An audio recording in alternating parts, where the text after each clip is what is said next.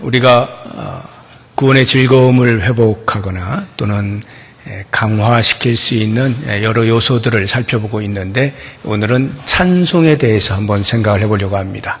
전도나 섬김이나 또는 구제하는 것, 나누는 이러한 것들도 좋은 요소들이 되지만, 이 찬송도 그에 못지않게 우리의 구원의 즐거움을 회복하고 또 강화시키는 데 중요한 역할을 하는 그런 요소라 할 수가 있습니다.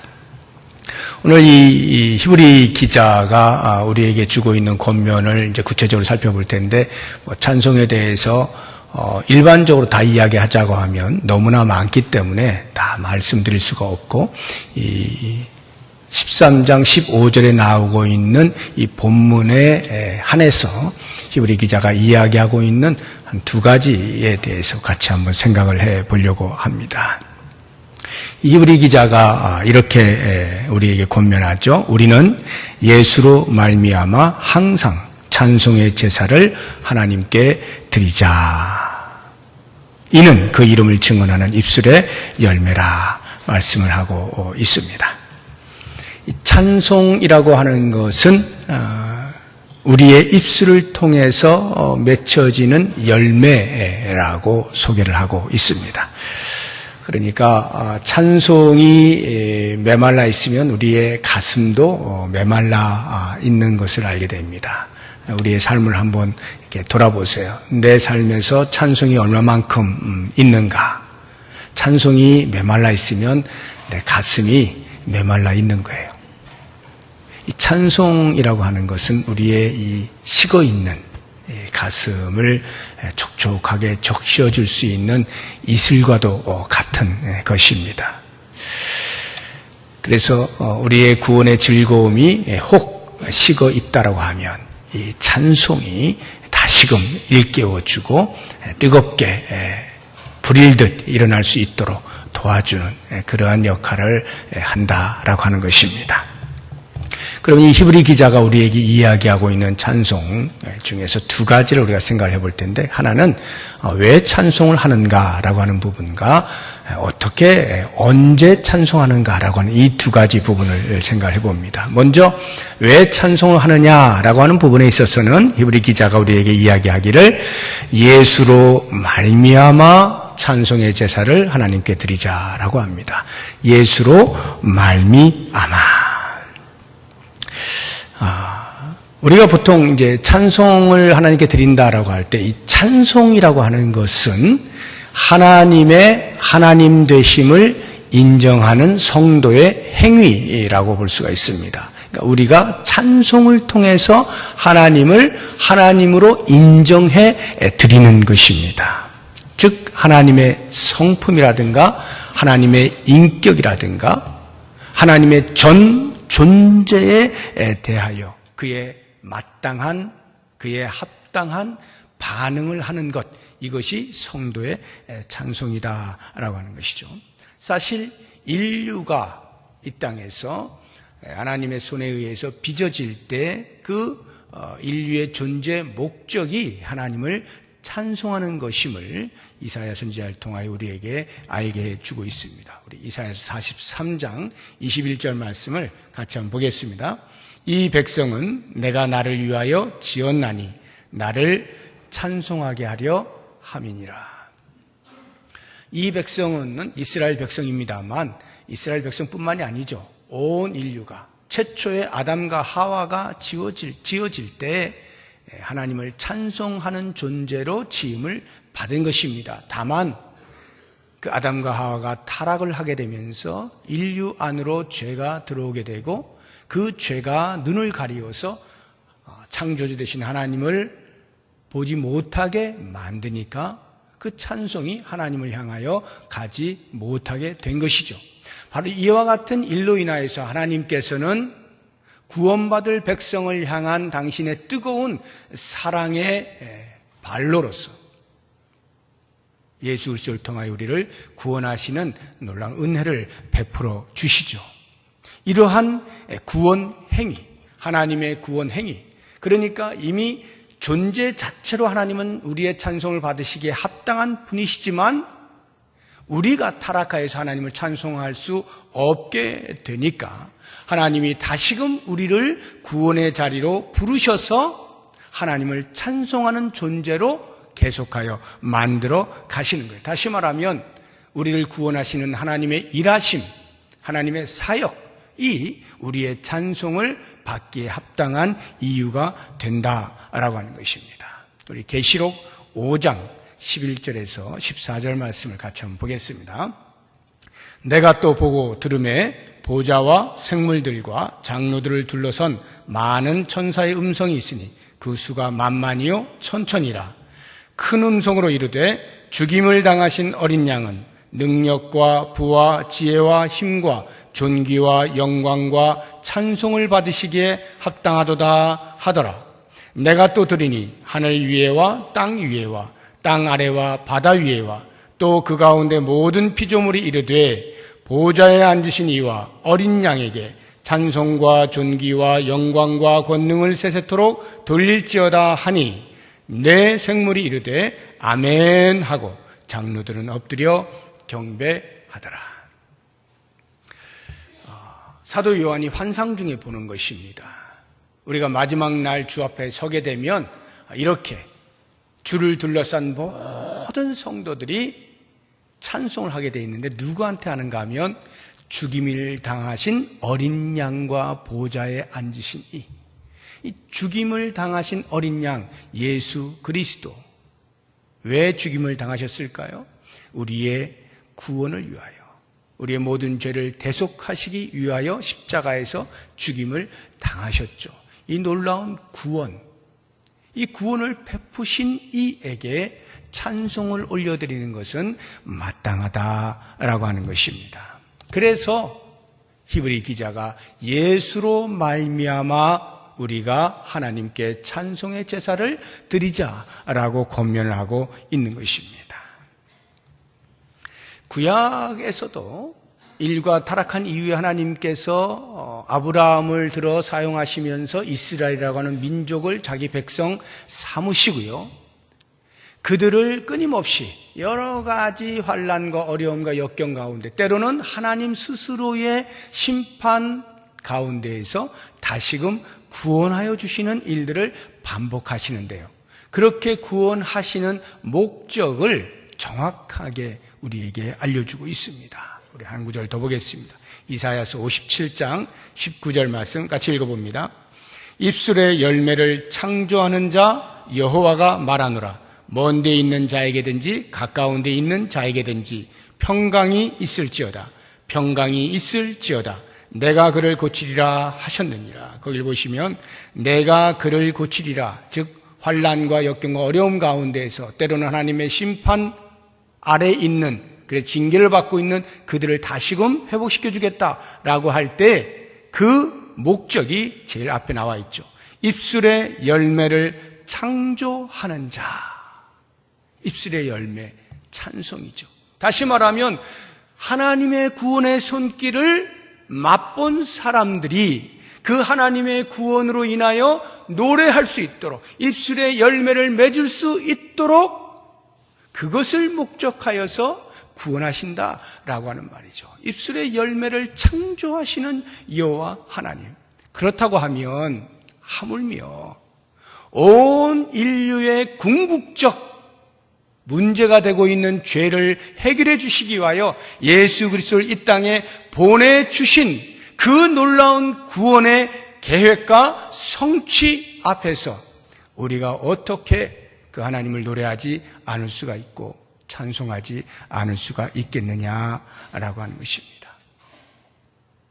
일상의 삶 가운데서 일어나는 부분적이고 일시적인 문제들에 대한 해결을 위해서도 하나님께서 찬송을 받으시기를 원하시는 분이라고 한다면 하물며 궁극적인 문제를 해결해 주시는 예수 그리스도로 말미암는 구원을 베푸신 그 하나님께서 우리를 통하여 얼마만큼 찬송을 받기 원하실 것인가 라고 하는 것은 자명한 사실이 되는 것입니다.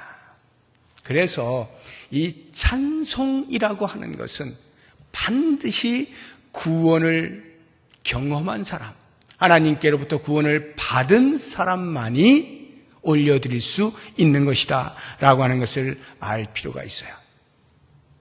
노래를 잘하거나 노래에 관심이 있거나 재능이 있어서 좋은 목소리로 또는 좋은 재능의 연주를 할 수 있는 그러한 것으로 찬송을 얼마든지 할 수 있습니다.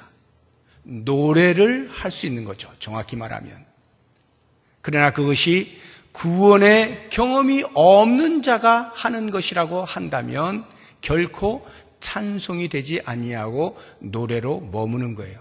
설령 목소리가 워낙 뛰어나서 또는 감정이 풍부해서 예배당에서 찬송을 부르는 사람이라 할지라도, 그래서 그 찬송을 듣는 성도들이 야 하고 정말로 은혜를 받는다 할지라도, 만약에 그 부르는 자가, 찬송을 올려드리는 자가 구원을 경험하지 못한 자라고 한다면 그 찬송은 하나님과는 무관하게 돼요. 사람들의 귀에는 어떻게 들려질지 모르지만 하나님과는 전혀 관계가 없는 그냥 노래가 되어버린다라고 하는 것입니다. 우리가 찬양대에 여기 지금 찬양대원들이 계시는데 찬양대원들에게 있어서 그 찬양대원이 될 수 있는 조건이 하나가 있어요. 외부적 조건이 하나 있어요. 그것이 세례를 받은 자입니다. 왜 세례받은 자를 조건으로 내세울까요? 그것은 세례를 받으면 전부 다 구원을 받았기 때문에 그런 건 아닙니다. 세례를 받은 자 중에도 구원을 받지 못한 사람이 있고 구원을 경험하지 못한 사람이 있을 수 있어요. 그러나 적어도 하나님 앞과 공중 앞에서 나는 예수를 믿는 사람입니다를 외적으로 고백하는 행위로서 받는 것이 세례라고 할 때 최소한 그러한 외적인 고백이 있어야 하나님을 찬송할 수 있다라고 하는 차원에서 세례 받은 것이 조건이 되는 거예요. 세례받지 않은 분 가운데서도 구원을 경험한 사람이 있습니다. 구원을 경험했는데 아직 세례를 받지 못한 경우가 있잖아요. 얼마든지 찬송을 할 수 있어요. 그럼에도 불구하고 찬양 대원으로 바로 서질 못합니다. 왜냐하면 모든 공동체가 인정한 외적 표현이 세례이기 때문에 그것을 통하여서 최소한의 공감대가 형성이 돼야 되는 거예요. 하나님을 찬송할 수 있는 사람이로구나 하는 것에 대한 모두의 인정을 받는 거죠. 그런 면에서 찬양대원이 세례를 받는 조건이 있어요. 그런데 중요한 것은 그래서 세례만 받으면 다 되느냐가 아니라 왜 세례받은 자를 조건으로 내세우는지를 알아야 되는 거죠. 바로 이거죠. 구원을 경험한 사람, 예수 그리스도로 말미암아 새 사람이 된 것에 대한 경험이 있는 사람, 고백이 있는 사람, 이 사람이 찬송을 올려드릴 수 있는 것이다. 예수로 말미암는 찬송입니다. 이것이 얼마나 중요한 것인지 우리는 계속해서 이제 볼 수가 있어요. 자, 그러면 두 번째로 우리가 보는 것이 그럼 이 찬송의 제사를 언제 드리느냐라고 하는 것을 이 히브리 기자가 말합니다. 우리는 예수로 말미암아 항상 찬송의 제사를 드리자 하는 건데요. 이 항상이라고 하는 말, 굉장히 말이 쉽죠. 그렇지만 어마어마하게 포괄적인 말입니다. 너무나 모든 것을 다 이렇게 포괄하고 있는 말 아니에요. 항상이라고 하는 것이. 그래서 너무나 포괄적이기 때문에 구체적으로 생각하기가 쉽지가 않아서 제가 도움을 드리기 위해서 크게 이 항상이라고 하는 것이 포함하고 있는 두 개의 카테고리를 나누어서 한번 생각해 보려고 해요. 하나는 즐거울 때, 또 다른 하나는 즐거움의 반대인 괴로울 때. 항상을 이 둘 두 개의 카테고리로 나누어서 한번 생각을 해보겠습니다. 즐거울 때 찬송의 제사를 드리자라고 하는 것과 괴로울 때 찬송의 제사를 드리자라고 하는 것. 그러면 먼저 이 즐거울 때 찬송의 제사를 드리자라고 하는 말을 우리가 들었을 때는 크게 부담으로 와닿지가 않습니다. 그냥 쉽게 수긍이 되는 거예요. 자연스럽잖아요. 즐거울 때 찬송을 한다는 것은 모든 사람들, 믿거나 안 믿거나 관계없이 모든 사람들의 일반적인 반응이거든요. 나에게 좋은 일이 생겼어요. 즐거운 일이 생겼어요. 그러면 저절로 콧노래가 나오지 않습니까? 흥얼흥얼 거리지 않나요? 그게 모든 사람들의 일반적인 반응이에요. 그러니까 성도들도 즐거운 일이 있을 때 당연히 하나님을 찬송하는 것 어렵지가 않아요. 잘 할 수 있습니다. 그런데 왜 항상 찬송의 제사를 드리자라고 하면서 이 즐거울 때를 포함을 시키고 있는가를 생각할 필요가 있어요. 과연 이게 우리가 생각하는 것만큼 즐거울 때 하나님을 찬송하는 것이 쉬울까? 이것을 점검해보자라고 하는 것입니다. 즐거울 때 하나님을 찬송하자라는 말의 의미는 이런 거예요.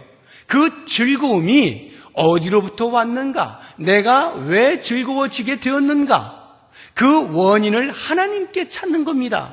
하나님께서 나로 즐겁게 하셨구나. 하나님께서 나에게 기쁨을 주셨구나. 하나님이 나에게 이렇게 문제를 해결해 주셨구나. 라고 하면서 하나님께 그 원인을 찾게 될 때 그 하나님에 대하여 찬송을 올려드리게 된다 이 말이에요. 그런데 이게 생각만큼 쉽지가 않다는 것입니다.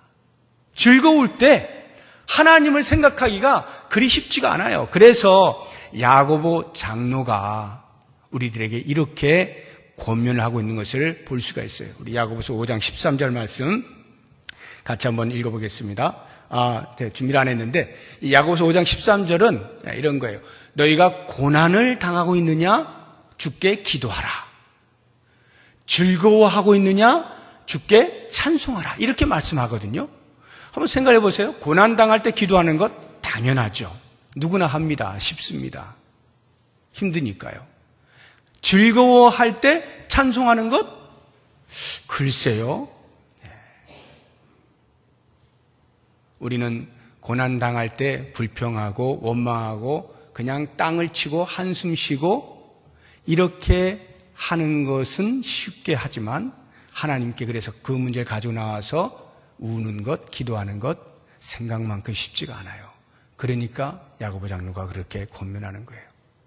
즐거워할 때 우리가 찬송하는 것 쉬워 보이는데 사실은 그렇지가 않아요. 그렇기 때문에 즐거워할 때 하나님을 찬송하라고 권면하고 있는 거예요. 우리가 아주 좋은 예를 볼 수가 있어요. 누가복음 17장에 보면 10명의 나병 환자가 예수님께로 나와서 예수님을 만나서 고침을 받는 사건을 우리가 볼 수가 있죠.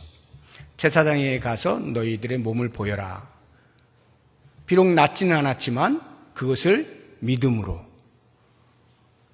나병이 그대로 있는 상태에서 제사장에게로 가는 그 길 도중에 10명 모두가 다 나음을 얻지 않습니까? 한번 상상을 해보세요. 10명의 나병 환자가 가는 중에 자기의 몸에서 나병이 없어지는 것을 보게 된 거예요. 10명의 반응이 어떨까요? 어느 누구를 막론하고 아마 거의 까무라칠 정도로 기뻤을 거예요. 정말 이런 일이 일어나다니. 야, 우리가 예수님의 말씀을 믿고 가기는 가고 있었지만 진짜네? 하고 얼마나 놀랬겠어요. 얼마나 기뻤겠어요. 그런데 그 가운데에서 예수님께 돌아와서 감사를 표한 사람은 한 사람뿐이라 라고 이야기하지 않습니까? 예수님께서 나머지 9은 어디 있냐고 묻지 않아요? 자, 그것을 볼 때 그 예수님께로 돌아온 한 사람이 나머지 9사람보다 더 크게 기뻐했을까요? 그 기쁨이 너무나 커서 10명 중에 제일 기쁨이 큰 사람이, 그 기쁨을 크게 느낀 사람 한 사람만 예수님께 돌아와서 감사를 표한 것일까요? 저는 그렇게 생각하지 않습니다. 아마 그 기쁨의 크기는 거의 같다라고 봐야 될 거예요. 그런데 그 가운데에서 한 사람은 주님께 돌아와서 감사를 표현하고요. 나머지 9사람은 그럼 뭐 한 거예요? 나머지 9사람은 제사장에게 가는 거죠. 가는 길을 가는 겁니다. 확인을 받고 이제 나도 정상이다라고 하는 것을 이제 도장을 받고 정상적인 생활을 해야 되는 거예요. 가는 길 속에 그들이 뭘 했을까요? 우울하게 갔을까요? 뭘 고민하면서 갔을까요? 제가 상상하기로는 예수님께로 돌아온 그 한 사람 못지않게 콧노래를 부르면서 갔을 거예요. 기쁨의 크기가 거의 같기 때문에 예수님께로 돌아오는 사람이 노래를 부르며 가는 거나 제사장에게로 자기의 몸을 보이기 위해서 가는 9사람이 노래를 부르면서 가는 거나 아마 틀리지 않을 겁니다. 같이 노래를 흥얼흥얼거리고 갔을 거예요. 너무나 즐거워서 그 즐거움의 감정에 도취되었을 것이 분명한 것입니다. 그런데 그 노래를 부른 사람 가운데에서 주님께 돌아와 그 노래를 올려드린 것은 한 사람뿐이다 라고 하는 이것이 우리에게 시사하는 바가 큰 거예요. 우리는 하나님께서 우리에게 무엇인가를 베풀어 주시고 은혜를 베풀어 주시고 그래서 우리에게 좋은 일들이 많이 일어나고 즐거운 일들이 많이 일어나면 하나님을 향해서 언제든지 감사하고 찬송하고 영광을 돌릴 것 같지만 사실은 그렇지 않을 때가 많다는 거예요. 그냥 내 기쁨으로 멈추어 있을 때가 많다는 거예요. 때로는 그것이 내가 무엇을 어떻게 해서 된 것으로 생각할 수도 있고요. 설령 하나님이 해주신 것이라 할지라도 그 기쁨에 너무 도취가 되다 보니까 미처 하나님을 영화롭게 할 생각을 갖지 못하는 거예요. 하나님께 올려드려야 할 찬송을 생각지 못하는 거예요. 그냥 내 기쁨에 머물러 있는 거예요. 이런 경우가 얼마든지 있을 수 있다는 거죠. 이와 같은 즐거움의 때에 그 즐거움을 주신 분이 누구인가를 기억하고 그분을 향하여 마땅히 올려드려야 할 찬송을 올리는 것, 이것이 중요한 거예요. 우리가 항상 찬송의 제사를 드린다라고 할 때 이 즐거울 때를 놓치면 안 됩니다. 쉬울 것 같지만 사실은 쉽지 않은, 자연스러울 것 같지만 사실은 잘 안 되는 이 부분에서도 우리 하나님을 찬송하는 것 잊지 말아야 하는 거죠. 그러면 이제 두 번째로 괴로울 때 찬송하는 것을 우리가 한번 생각을 해봤으면 좋겠어요. 이것은 듣는 순간 부자연스럽습니다. 괴로울 때 하나님을 찬송한다? 이거 잘 안 되죠. 괴로울 때 주님께 기도한다? 이건 어느 정도 이해가 돼도요. 괴로울 때 찬송한다는 것은 잘 받아들여지지 않습니다. 어색해요. 부자연스러워요. 그거는 자신의 감정을 속이는 것 같은 느낌이 들어요. 괴로운데 어떻게 찬송을 할 수 있단 말인가? 그런데 히브리 기자가 그것을 역설적으로 요청하고 있는 거예요. 항상 찬송의 제사를 하나님께 드리자. 괴로울 때조차도 이 말 아니겠어요? 괴로울 때조차도 하나님께 찬송의 제사를 드리자. 이러한 감정적 어색함, 부자연스러움을 자연스럽게 표출해낸 신앙의 거장들이 성경에 여럿 있습니다. 성경 인물들 가운데 그러한 부자연스러움을 자연스러움으로 표출해낸 대표적인 사람이 구약의 욥이라고 하는 사람이죠. 욥이 우리에게 보여주고 있는 모습을 한번 보죠. 욥기서 1장 20절, 21절 두 절 말씀 같이 읽어봅니다.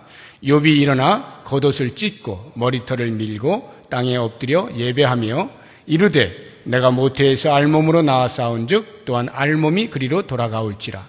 주신 이도 여호와시요 거두신 이도 여호와시오니 여호와의 이름이 찬송을 받으실지니이다 하고, 하루아침에 모든 재산이 사라지고 10자녀가 다 죽었을 때 하나님께서 모든 것을 다 빼앗아 갔다라고 말해도 전혀 틀리지 않는 그러한 상황, 도저히 있어서는 안 될 일이 일어나 버린 그 상황 속에서 욥의 고백입니다. 주신 이도 여호와시오 가져가신 이도 여호와시오니 여호와는 찬송을 받으실 분이시다. 하나님께 그 상황에서 찬송을 올려드리는 대단한 역설을 우리에게 보여주고 있죠. 신약에서 바울도 다르지 않습니다. 사도 바울도 어려운 환경 가운데서 하나님을 찬송하는 모습을 우리에게 보여주고 있는데, 사도행전 16장 25절 말씀 같이 한번 보겠습니다. 한밤중에 바울과 실라가 기도하고 하나님을 찬송하매 죄수들이 듣더라. 여기 한밤중은 그냥 평상시의 한밤중이 아니라 사도 바울이 빌립보라고 하는 곳에 하나님의 부르심을 받고 찾아가서 선한 일을 해주다가 귀신 들린 여종을 정상적으로 고쳐주는 그 좋은 일을 하다가 그 여종의 주인에 의하여서 돈벌이가 막혔다 해서 모함을 받고 감옥에 갇히는데, 그냥 갇히는 게 아니라 채찍질에 많이 맞고 깊은 감옥에 착고에 채여서 중죄인 취급을 받으면서 갇혀있던 바로 그 한밤중입니다. 그 한밤중에 하나님 앞에 기도하는 것까지는 이해가 되겠는데 찬송을 하였다라고 하는 이 말이 사실은 우리의 감정상 잘 받아들여지지 않는 거예요. 그런데 사도 바울은 그 상황 속에서 하나님을 찬송하였다라고 하는 것을 통하여서 괴로울 때에도 주를 찬송하라는 이 히브리 기자의 말을 그대로 모범으로 우리에게 보여주고 있는 것입니다. 이렇게 상식적으로 가능하지 않은 일들이 어떻게 해서 몇몇 신앙의 거장들에 의해서 상식적으로 우리에게 드러나고 있는가라고 하는 것을 알게 해주는 답을 하박국 선지자가 가지고 있는 것 같아요. 그래서 우리 하박국 선지자의 고백을 한번 들어보겠습니다. 하박국 3장 17절, 18절, 19절 세 절 말씀 같이 읽어봅니다. 비록 무화과 나무가 무성하지 못하며 포도나무에 열매가 없으며 감람나무에 소출이 없으며 밭에 먹을 것이 없으며 우리의 양이 없으며 외양간에 소가 없을지라도 나는 여호와로 말미암아 즐거워하며 나의 구원의 하나님으로 말미암아 기뻐하리로다. 주 여호와는 나의 힘이시라. 나의 발을 사슴과 같게 하사 나를 나의 높은 곳으로 다니게 하시리로다. 이 노래는 지휘하는 사람을 위하여 내 수금에 맞춘 것이니라. 하박국 선지자가 이 노래를 하게 된 때에는 하나님의 징계로 인하여 주변 국가로부터 온갖 수탈을 다 당하여서 이 18절에서 고백하고 있는 것처럼 무화과 나무가 무성하지 못해요. 포도나무에 열매가 없어요. 감람나무에 소출이 없습니다. 밭에 먹을 것이 없어요. 소출이 없어요. 양의 우리가 없고요. 외양간에 소가 없어요. 아무것도 없어요. 그런데 찬송을 하고 있잖아요. 그런데 그 찬송하는 이유를 이야기하고 있는 거예요. 난 여호와로 인하여 기뻐하겠다. 구원의 하나님으로 인하여 즐거워하겠다. 이 하박국 선지자가 우리에게 던져주고 있는 이 답이라고 하는 것이 하나님의 섭리, 하나님의 일하심, 하나님의 언약의 신실하심에 대한 절대 신뢰가 있는 거죠. 욥이든지 바울이든지 하박국 선지자든지 모두가 다 이러한 하나님에 대한 절대 신뢰, 확신이 있었기 때문에 그러한 환경 가운데서도 찬송을 할 수 있었음을 알게 해주는 거예요.